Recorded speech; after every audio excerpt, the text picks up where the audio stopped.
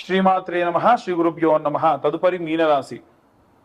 విశ్వావసునామ సంవత్సరంలో మీనరాశి వారికి కీలకమైన పాత్ర పోషిస్తూ ఉన్నారు. షష్టగ్రహ కూటమి ప్రారంభమయ్యి తర్వాతకి ఇప్పుడు పంచగ్రహ కూటమి వచ్చేసింది. ఏప్రిల్ 9వ తారీఖు నుండి మార్చి మొదటి వారం వరకు ఈ గ్రహ సంచారం అనేటువంటిది ఉంది. దాంట్లో 2 సార్లు పంచగ్రహ కూటమి జరుగుతుంది.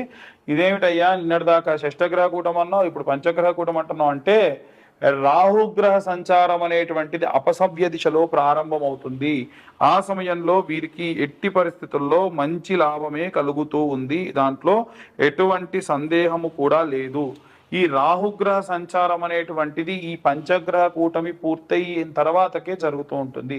అయితే ఈ పంచగ్రహ కూటమి జరిగేటప్పుడు మొదటి స్థానం అంటే లగ్నంలో జరుగుతుంది కాబట్టి వీరికి, అంటే వీరి రేవతి లగ్నం, ఇది మీన లగ్నం కాకపోయినా ఈ మీన రాశిలో జరుగుతున్నది కాబట్టి రాశి వారికి ఎలాంటి ప్రతిఫలాలు ఉంటాయంటే, శని వీరికి సపోర్ట్ ఇచ్చేటువంటి వాడే, సూర్యుడు సపోర్ట్ ఇచ్చేవాడే కాబట్టి వీరి మాట విని వీళ్ళిద్దరికీ మధ్యలో ఉన్న క్లాషెస్ ఈయన ముందు ప్రకటించరు. So no loss no profit, అంతగా ఏముండదు. శారీరక సౌఖ్యం అనేది తగ్గుతుంది. పిల్లలకు కానీ, గృహిణులకు కానీ, వ్యాపారస్తులకు కానీ, ఉద్యోగస్తులకు కానీ శారీరక సౌఖ్యం ఉండదు. రూపంలో మార్పులు జరుగుతాయి. చాలా లావు ఉన్న వాళ్ళు బక్కగవుతారు. ఆరోగ్య సమస్యలతోని బక్కగున్న వాళ్ళు లావు అవుతారు. ఉదాహరణకు పిల్లలు పుట్టినటువంటి తల్లులు ఉన్నారనుకోండి, వాళ్ళు పాలిస్తే ఏమవుతారు, కొంచెం లావు అయిపోతారు. ఇలాంటి శారీరక మార్పులు బాగా జరుగుతాయి. అలాగే శారీరక సౌఖ్యం ఉండదు. అంటే ప్రశాంతంగా నిద్రపోయి చాలా రోజులైంది, నాకు ఎక్కడన్నా ఒక రోజు టైం ఇస్తే బాగుండి పడుకుంటా అంటూ ఉంటారు. ఇలాంటి ఇబ్బందులు, శారీరక సౌఖ్యం, స్వయంగా గుర్తింపు అంటే స్వలాభము స్వగుర్తింపు అనేటువంటి తగ్గిపోతూ ఉంటుంది అన్నమాట. అంటే పలానా వాళ్ళు ఉన్నారా, పలానా వాళ్ళ పేరేంటి, పలానా రామారావు ఉన్నారు, ఆ రామారావు గారు ఎలా ఉన్నారండి, బాగున్నారు, ఇంకా రామారావు గారు ఉన్నారా మన ఊళ్ళోనే, అంటే తన ఉనికి కూడా తెలియదు అనమాట చాలా మందికి. ఇలా అయ్యో నన్ను గుర్తించడం మానేశారా అని ఏం బాధపడాల్సిన అవసరం లేదు. కాబట్టి ఎందుకంటే ఒక లైమ్ లైట్ ఉన్నంత వరకు మనం బాగా కనిపిస్తాం. ఆ లైమ్ లైట్ ఒకసారి జరిగిందా మనల్ని ఎవరు పట్టించుకోరు. దీని గురించి టెన్షన్ తీసుకోవాల్సిన అవసరం లేదు. ఇలా ఓల్డ్ ఏజ్ ఎక్కువైపోయినటువంటి వాళ్ళు, కొంచెం ఏజ్డ్ అయినటువంటి వాళ్ళు ఏమవుతుందనంటే మానసికమైన ఒత్తిడి, అయ్యో నాకు ఏ గుర్తింపు లేదని ఇలా నానా రకాలుగా ఇబ్బంది పడుతూ ఉంటారు. అలాంటివి ఏమీ లేవు. మనం మనస వాచ కర్మన మన పని మనం చేసుకుంటూ వెళ్ళిపోవడమే. అదృష్టం ఏంటంటే ఇంత ఏలినాడి శనిలో కూడా ఏదైనా ఆరోగ్య సమస్య వస్తే మీ గురించి పట్టించుకునే వ్యక్తులు మీ చుట్టూ ఉంటారు. మీ గురించి బాధపడే వాళ్ళు ఉంటారు. మిమ్మల్ని హాస్పిటల్ తీసుకెళ్లే వాళ్ళు ఉంటారు. మీకు ఏదన్నా తినాలనిపిస్తే తీసుకొచ్చి ఇచ్చేవాళ్ళు ఉంటారు.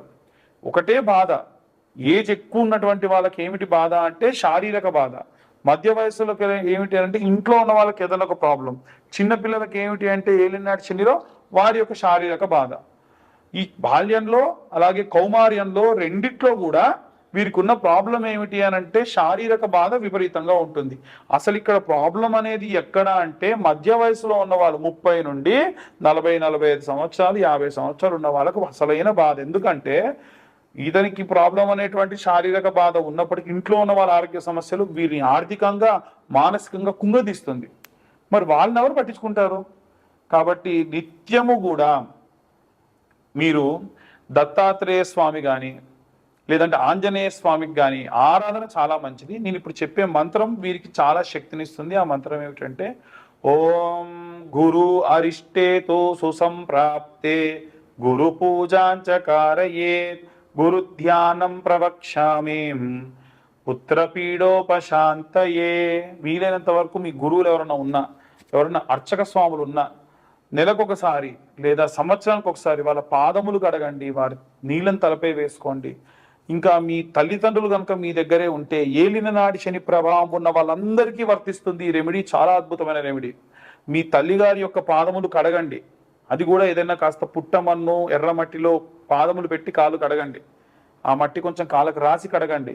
తర్వాతకి ఆ మట్టి నీళ్ళని మొత్తాన్ని కూడా వంపి మట్టి మొత్తాన్ని జల్లెడబట్టండి. మిరపకాయతం అంటారు కదా, అలా జల్లెడబట్టండి. ఆ మట్టిని కాస్త డబ్బాలో పోసుకొని రోజు కొంచెం తీసుకొని సంపెంగ నూనెలో కలుపుకొని పెట్టుకొని దానిపైన కుంకుమ పెట్టుకోండి. ఇదేంటండి ఆ కాళ్ళ మట్టి పెట్టుకుంటే నా ఏలినాటి శని పోతుంది? 100% పోతుంది. ఎందుకు తెలుసా? ఎందుకంటే ఈ యొక్క తల్లి యొక్క పాదముల మట్టిని మనం చిన్నప్పటి నుంచి స్నానం పోస్తే తల్లిదండ్రులు బొట్టు పెట్టేవాళ్ళు తల్లి. ఎందుకు తెలుసా? వారి యొక్క శని దోషములు పోవాలి కాబట్టి, ఏవైనా బాలారిష్ట దోషములు ఉంటే పోవాలని, అంత శక్తివంతమైన కాళ్ళకున్న ధూళి, ఆ ధూళిని ఇలా స్టోర్ చేసుకొని నిత్యం పెట్టుకోండి, చాలా అద్భుతమైన రిజల్ట్స్ ఉంటాయి. ఇంకా అన్ని వర్గాల వాళ్ళు ఎలాంటి రెమెడీస్ తీసుకోవాలి, ఎలాంటి మంత్రపఠనం చేయాలనే విషయాన్ని ఇప్పుడు మనం తెలుసుకుందాం. మనకు పంచగ్రహ కూటమి అనేటువంటిది ఈ నెల 9వ తారీఖు నుండి ఆల్మోస్ట్ 18, 19వ తారీఖు వరకు కూడా 5 గ్రహాలు మీనరాశిలో ఉన్నాయి. అందులో ముఖ్యంగా సూర్యుడు, అలాగే శని, రాహువు, శుక్రుడు, బుధుడు, ఈ గ్రహాలు మీనరాశిలో ఉన్నాయి. మీనరాశి వారికి ప్రత్యేకంగా, అంటే ఒక్క మీనరాశి వారికి వదిలేస్తే మిగిలిన అన్ని రాశుల వారికి కూడా చాలా విశేషమైనటువంటి ఈ యొక్క గ్రహ సంచారం అనేటువంటిది చాలా హెల్ప్ అవుతుంది. కొంతమందికి నో లాస్ నో ప్రాఫిట్గా కూడా ఉంటుంది.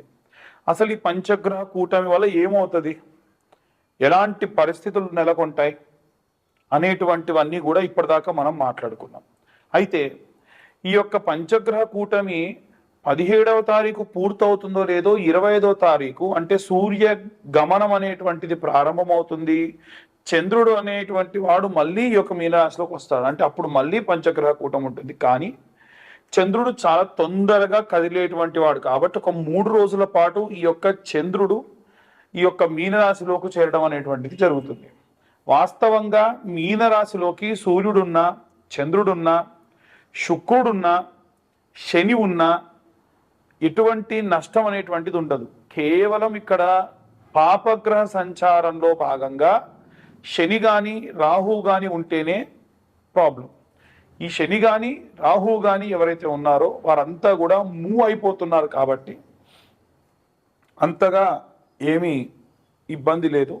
అయితే ఏమేం చేయాలి, అన్ని రాసుల వాళ్ళు ఎలాంటి రెమెడీస్ చేయాలి, ఎలాంటి మంత్రపఠనం చేసుకుంటే మంచిది అని అడుగుతూ ఉన్నారు.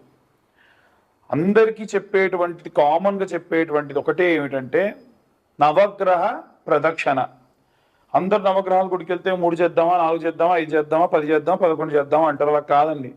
నవగ్రహ ప్రదక్షిణాలు చేస్తే 21 ప్రదక్షిణాలు చేయాలి. 21 ప్రదక్షిణాలు సవ్య దిశలో, ఒక 6 ప్రదక్షిణాలు అపసవ్య దిశలో చేయాలి. ఎందుకంటే ప్రతి గ్రహానికి 3 సార్లు ప్రదక్షిణ చేసినట్టు. అప్పుడు ఎన్నున్నాయి? 9 గ్రహాలు ఇంటూ 3 అంటే 27. ఇప్పుడు 27 గ్రహాల్లో కూడా ఈ యొక్క 7 గ్రహాలకు మాత్రమే 3 ప్రదక్షిణాలు చొప్పున చేసి, రాహుకేతువులు ఎప్పుడు కూడా యాంటీ క్లాక్ వైజ్ డైరెక్షన్లో తిరుగుతూ ఉంటారు. పాపగ్రహ సంచారం కదా, వాళ్ళు ఎప్పుడు రివర్స్ అన్నమాట. అంటే ముందు నుంచి కాకుండా వెనక నుంచి రావడము, ఏదైనా సరే కుడి చేత్తో కాకుండా ఎడమ చేత్తో చేయడం, ఇలాంటివి చేస్తూ ఉంటారు. కాబట్టి వీరికి మనం ప్రదక్షిణ కూడా అపసవ్య దిశలో చేయాలి.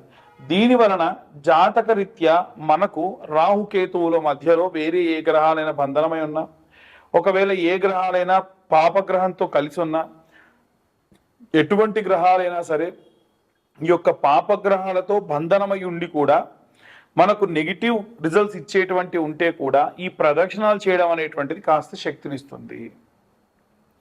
చిన్నపిల్లల దగ్గర నుండి వృద్ధుల వరకు, అంటే చదువుకునే విద్యార్థులు కానీ, గృహిణులు కానీ, ఉద్యోగస్తులు కానీ, వ్యాపారస్తులు కానీ, విడివిడిగా ఏం లేదండి, అందరికీ కామన్గా ఒకే ఒక్క విషయం ఏమిటంటే ఆదివారం నాడు పిరికెడు గోధుమలు ఒక తమలపాకు కానీ ఏదైనా ఆకు డొప్పలో వేసి దానిపైన ₹1 బిల్ల నిలబెట్టి సూర్యగ్రహానికి నివేదన చేయండి. అదే గనక సూర్యగ్రహం నవగ్రహాల మధ్యలో ఉంటుంది. అదే మీరు చంద్రుడికి చేయాలంటే సోమవారం నాడు పిరికెడు బియ్యం తీసుకెళ్ళి ఒక ఆకుడొప్పలో వేసి, లేదా ఒడ్లుంటే ఒడ్లు తీసుకెళ్ళి ఆకుడొప్పలో వేసి చంద్రుడి దగ్గర పెట్టి ₹1 బిల్ల దాంట్లో నిలబెట్టండి. బెల్లం అనేటువంటిది నవగ్రహాలకి నివేదన చేస్తే చాలా మంచిది. ప్రతి ఒక్క గ్రహం దగ్గర ఇంత బెల్లం ముక్క పెట్టండి. ఇంతకు మించి మీరు నవగ్రహాలకు చేసేది ఏమీ లేదు. విగ్రహాలు అధికంగా తాకకుండా ఉంటే మంచిది. అలాగే కుజగ్రహం దగ్గరికి వెళ్తే కందులు కానీ కందిపప్పు కానీ ఆకుడొప్పలో వేసి ₹1 బిల్ల పెట్టి ఒక బెల్లం ముక్క పెట్టి నివేదన చేయండి, చూపించండి, అంతే సరిపోతుంది. అలాగే బుధగ్రహానికి పూజ చేసినప్పుడు పెసర్లు, పిరికెడు పెసర్లు తీసుకొని ఆకుడొప్పలో లేదా తమలపాకులో వేసి ₹1 బిల్ల వేసి బుధగ్రహం ముందు పెట్టండి. అలాగే శనగలు తీసుకొని వెళ్ళి గురుగ్రహం ముందు పెట్టండి. అలాగే రూపాయి బిళ్ళ, బెల్లం కామన్ అన్నిటికీ కూడా. శుక్రగ్రహం దగ్గరికి వెళ్తే బొబ్బెర్లు లేదా అల్చందలు అంటారండి. ఈ బొబ్బెర్లు తీసుకొని వెళ్ళి పిరికెడు బొబ్బెర్లు వేసి దాంట్లో ఒక రూపాయి బిళ్ళ వేసి పెట్టండి. శని గ్రహం దగ్గరికి వెళ్ళినప్పుడు మాత్రం విగ్రహాన్ని ఎట్టి పరిస్థితుల్లో ఆడవాళ్ళు తాకొద్దు, మగవాళ్ళు కూడా తాకుండా ఉంటే మంచిది. పిరికెడు నువ్వులు, దాంతోపాటు ఒక రూపాయి బిళ్ళ, ఆ రూపాయి బిళ్ళ కూడా వీలైతే స్టీల్ అంటే రూపాయి, 1 రూపీ 2 రూపీస్ లాంటివి అయితేనే బెస్ట్. 5 రూపీస్ పెట్టకండి. పెట్టి దాంట్లో బెల్లం ముక్క పెట్టి ఇంతంత నువ్వుల నూనె శనేశ్వరుడు పై నుంచి పోయండి. ఆవ నూనె పోసినా మంచిదే. నల్ల రంగు ధాన్యం నుండి వచ్చినటువంటిది ఏ నూనె పోసినా శనికి చాలా ఇష్టం. ఇక రాహుకైతే మినపపప్పు లేదా మినుములు వేసి ఒక రూపాయి బిళ్ళ వేసి ఇంతంత ఆ యొక్క బెల్లం ముద్ద పెట్టేసి నమస్కరించుకోండి. అలాగే కేతువుకైతే ఉలవలు, నల్ల రంగులో ఉండేటువంటి ఉలవలు ఉంటాయి కదా, ఈ ఉలవలు ఓ పిరికెడు ఆకుడొప్పలో వేసి లేదా తమలపాకులో వేసి ఒక రూపాయి బిళ్ళ దాంట్లో పెట్టేసి ఇంత బెల్లం నైవేద్యంగా పెట్టండి చాలు. ఈ షష్టగ్రహ కూటములు, పంచగ్రహ కూటములు, జాతకరీత్యా ఉన్న దోషములు ఇవన్నీ పోవడానికి ఒక్క వారం పాటు మనకు సోమవారం నుండి ప్రారంభిస్తే మళ్ళీ లేదా ఆదివారం నాడు ప్రారంభిస్తే ఈ యొక్క శనివారం వరకు ఈ రెమెడీస్ చేసుకుంటే సరిపోతుంది. ఇప్పుడు మీ అందరికీ డౌట్ వస్తుంది, ఏమిటంటే ఉన్న గ్రహాలు 9 అండి, మీరు చెప్పిందేమో వారం రోజులు ఎలా చేయాలి? మంగళవారం నాడు రాహుకేతువులకు చేసేయచ్చు, కుజుడితో పాటు రాహుకేతువులకు చేయొచ్చు. లేదు ఆదివారం నాడే సూర్యుడితో పాటు రాహుకేతువులకు కూడా చేయొచ్చు, ఎటువంటి దోషం లేదు. ఇక అందరూ మంత్ర పఠనం చేయాలి అనంటే ఏం చేయాలి అనంటే ఓం ఆదిత్యాయ చ సోమాయ మంగళాయ బుధాయ చ గురు శుక్ర శనిభ్యశ్చ రాహవే కేతవే నమః అనే మంత్రం చదువుతూ ప్రదక్షిణ చేయాలి. మీరు ఏ రోజు నవగ్రహ దేవాలయానికి వెళ్ళినా నేను చెప్పిన విధంగా. ఇంకొకటి, దేవాలయం మూసే సమయానికి వెళ్ళకండి. ఉదయాన్నే వీలైతే 7-8 గంటల వరకు దేవాలయానికి వెళ్ళే ప్రయత్నం చేయండి. లేదా గృహిణులు ఉంటారు పాపం, ఇంట్లో అందరికీ వంటలు చేసి పంపించాలి కాబట్టి 9-9:30 ప్రాంతంలో వెళ్ళండి. దాని వలన కాస్త ప్రశాంతంగా ఉంటారు. ఇక చాలామంది మీ యొక్క పేర్ల గురించి అడుగుతున్నప్పుడు మీ పేర్లు చెప్పి వాటికి సంబంధించి జాతకం చెప్పమంటున్నారు. పేరు బలం మీద జాతకము 100% ఎవరు చెప్పరు. అలా చెబుతానని చెబితే నమ్మొద్దు. నేను చెప్తానని చెప్పినా నమ్మకండి అనే చెప్పే గతంలో, ఇప్పుడు చెప్తున్నా. మళ్ళీ చాలా మంది ఫోన్స్ చేసి మీ యొక్క పేరు బలంతో జాతకం చెప్పమంటున్నారు. దయచేసి మీ date of birth, time, place ఉంటే మీ జాతకం గురించి కాస్త డబ్బు ఖర్చు పెట్టి పూర్తి జాతకం తెలుసుకోండి. ఒక 2025 రూపాయలు మొత్తం ఈ యొక్క జీవిత కాలానికి సంబంధించిన జాతకం 60 పేజీల్లో మీకు అందిస్తున్నా ఈ 2025 సంవత్సరంలో. అంతకు మించి కూడా మీరు ఖర్చు పెట్టాల్సిన అవసరం లేదు. రెమెడీస్, దానికి తగ్గ రెమెడీస్ మీకు పంపించడము చెప్పడం కూడా జరుగుతుంది. ఎట్టి పరిస్థితుల్లో వీటికి వినా ఇంతకు మించి ఇంకేం కూడా చేసేటువంటి అవసరం లేదు. అందరూ కూడా జాగ్రత్తగా ఉండండి. మన వాతావరణము కూడా ఈసారి చాలా విపరీతంగా ఉంది. ఎండలు బాగా ఉన్నాయి. ఎండాకాలంలో వర్షాలు అప్పుడప్పుడు అధికంగా పడతా ఉంటాయి. చాలా జాగ్రత్తగా ఉండండి. ఆరోగ్యం పట్ల ముఖ్యంగా పిల్లలు 12 సంవత్సరాల లోపు బాల్యంలో ఉన్న పిల్లలందరూ కూడా ఆరోగ్యం జాగ్రత్తగా చూసుకోండి. సర్వే జనా సుఖినో భవంతు. స్వస్తి.